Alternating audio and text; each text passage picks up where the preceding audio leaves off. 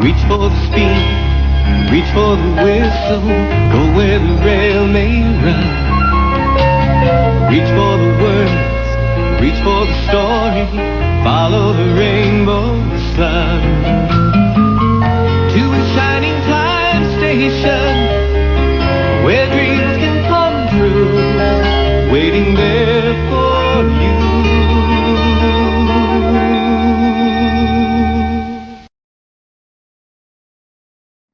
Danielle is an 060 tender engine that works on the Southern United Railroad, but everyone calls her Dani for short. She's the smallest engine in the fleet, but works just as hard as any other engine. One evening, a visiting engine from the other railway came. He was a 2882 Mallet locomotive. Mallets are engines with two sets of drive wheels. He backed into the sheds of South Plainsville and began talking to the other engines casually until Dani came in. The visitor began to laugh. "Who's this pipsqueak?" My name is Dani," she replied, "and I'm not a pipsqueak." "You certainly are," said the visitor. "You're way too small in size to be of any use." The other engines were cross. Now, to be fair, they always make fun of Dani for being the smallest, but they never try to actually hurt her feelings. "Hey," said Christian, "you better apologize to her." "Why would you want me to apologize for telling the truth? She's just a little bug." "She's too small to be a railway engine." "Take that back," snapped Larry. "Despite Dani being small, she's just as useful as any of us," Kevin added. "It doesn't make any sense to be that rude," Ian said. "Leave Dani alone," said Luke. "She's done nothing to you." "And if you don't take back what you said about her," Andrew added, "there's going to be a problem." "I'll take you all on," snapped the visitor, and soon a huge argument broke out in the sheds. Dani didn't want any more of it. Her feelings were hurt and she was tired, so she just slumped back into the shed and tried to go to sleep. The next morning was no better. Despite being shouted down by all the engines the night before, the visitors still kept teasing Dani. "You better watch out for me on the main line, little one. I don't want to have to smash you." "Are you alright, Dani?" Larry asked. "No, I'm not," said Dani. "The visitor said real mean things about me." Christian smiled. "You know what, Dani? Why don't you take my mail train from me? That'll make you feel better." "Okay," said Dani. "I will. Thank you." "No problem," Christian replied. Soon Dani was with Christian's mail train, but she was still angry about the visitor. "I can't believe he said all those things about me. He doesn't even know me." "He's a jerk," Dani's driver said, trying to soothe her. "They do things like that." That still didn't make Dani feel any better at all. There's a grocery store in South Plainsville, on the other side of the station. While the rest of their groceries come by truck, their produce comes by rail. The procedure goes as follows. The freight car with the produce is always put at the end of the goods train headed for South Plainsville. The goods train pulls into the yard, and Steve, or either Bernard, will couple up to the caboose in the freight car carrying the produce. They then cross over all the switches until they reach the electrified branch line. They then take another crossover and go onto the non-electrified spur track that runs to the grocery store. Once all the produce is unloaded, they do the same procedure in reverse. Steve and Bernard are the only two engines that can do this job because the steam engine's wheels are too rigid for the electrified branch. One afternoon, the visitor puffed in with a long freight train. At the end of his train was a freight car of produce, but Bernard and Steve weren't around. "I can shunt it over there," said the visitor. "Are you sure?" said his driver. "Those tracks look kind of tight." "There's nothing I can't handle," said the visitor. "Let me do it." So stupidly, his driver agreed. The visitor coupled up to the freight car, produce, and the caboose and proceeded through the crossovers. Dani and Christian were nearby and watched with interest. He soon reached the electrified branch. "I can do this. I can do this," he said.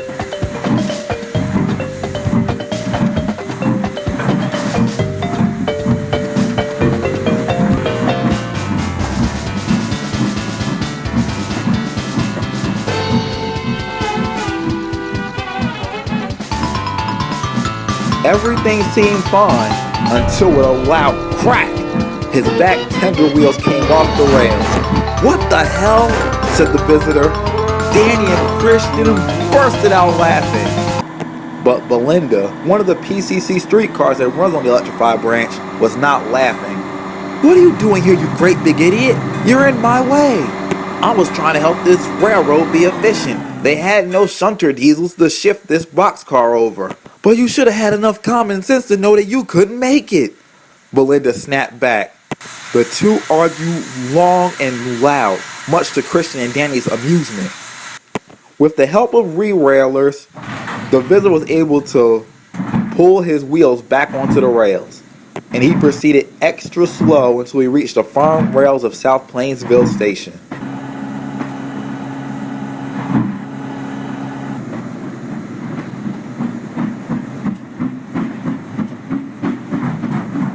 "I don't know what we're gonna do," said the yard manager.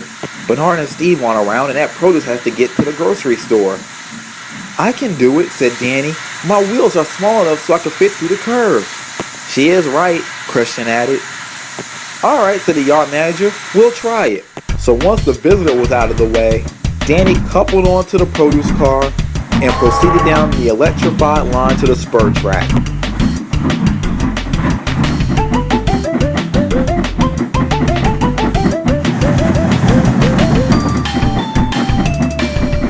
When she reached it, she safely crossed over and puffed right to the loading dock of the grocery store. Christian cheered, and the visitor went red with embarrassment. The next day, Dani and Christian told Larry and Luke all about what had happened. "Well, you certainly showed that big doofus," Larry laughed. "I know," said Dani. "You know, he even apologized to me." "That's good," said Luke. "He needed to." The engine's conversations were interrupted by a whistle. It was the visitor. He was finally heading back to the other railway. Light engine. But although he was running light, he carried with him a very important lesson. He learned that yes, there are indeed jobs too big for a small engine, but there are also jobs too small for a big engine.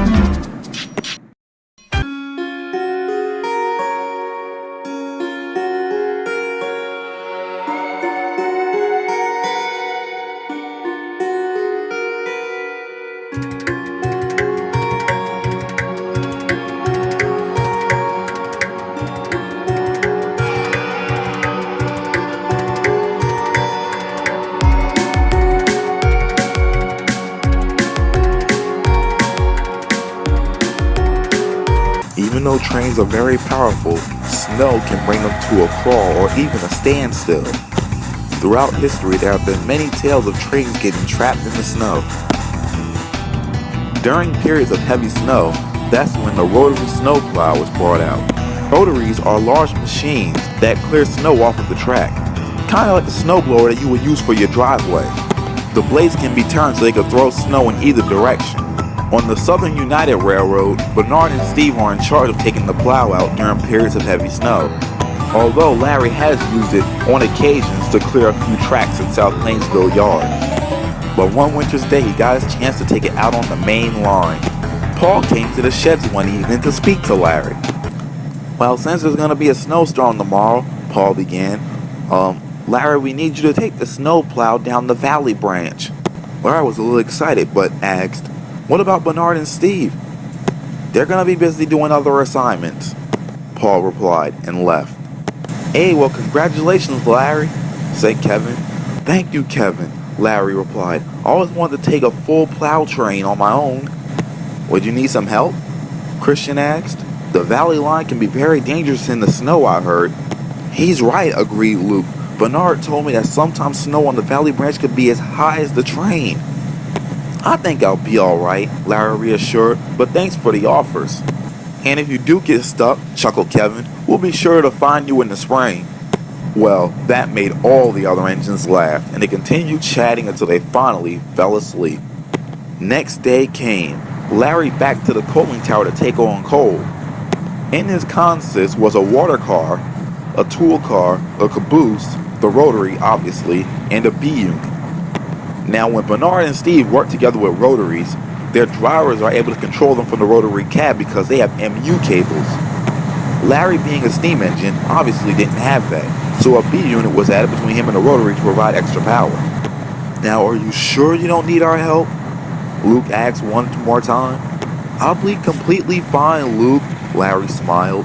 It's just snow. Bernard chuckled. That's what you think. Just then, the rotary captain called out of the cab. Come on, Larry, it's time to go. And with a confident puff of steam, Larry departed the yard. Good luck, called Christian. It was snowing very lightly as Larry left the yard. But as soon as he reached the junction to the valley branch, it began to snow very heavily.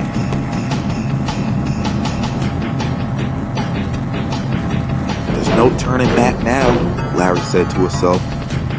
I'll be fine. As they got deeper into the valley, the snow began to cover the tracks heavily. It'll be alright, Larry kept saying to himself, but he sounded unsure every time. As they reached a deep drift, the rotary's blades began to stall. We have to go back and take another run at it, said Larry's driver. And that's exactly what they did, but there was trouble. As they backed up, the caboose derailed. Oh no, said Larry, what are we gonna do now? I can't go forward, I obviously can't go backwards. And not to mention, said the plow operator, the radio reception is bad down here. It's even worse with all the snow. Come on, fireman, said the conductor. We have to walk back to the nearest station and call for help. Luke and Christian were the only two engines at South Plainsville sheds when Mr. Campbell came running up. There's been an emergency, said Mr. Campbell. Larry's plow train's derailed in the valley. I need you two to collect the Jordan spreader and a crane at once. Don't worry, Mr. Campbell, said Christian. We'll save them, added Luke. And without another word, the two engines set off. They found the Jordan spreader in the yard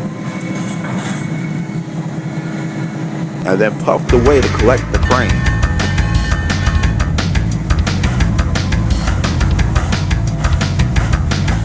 Christian and Luke carefully and confidently made their way through the snow.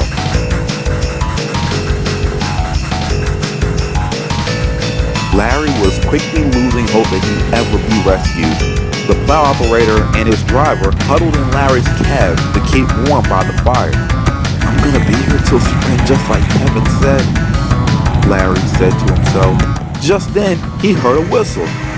I know that whistle, he said. That's Christian's whistle. And sure enough, from out of the tunnel came Luke and Christian with the spreader and a breakdown crane. Christian, Luke, you came to save me. Of course we did, laughed Christian. We couldn't just leave you out here to freeze, Luke added, even though it would have been kind of funny. Larry had to laugh too. And without hesitation, the crew set to work clearing up the mess. It was nearly 7 a.m. by the time the engines arrived back at South Plainsville sheds. Well, that was one hell of an adventure, Christian said. It indeed was, Larry replied. Thank you two for helping me. Oh, you're welcome, said Luke. It was our pleasure. Well, actually, said Christian, none of this snow clearing would have been possible without Jordan and the rotary, right? The three engines looked over at Jordan and the rotary. The two were fast asleep.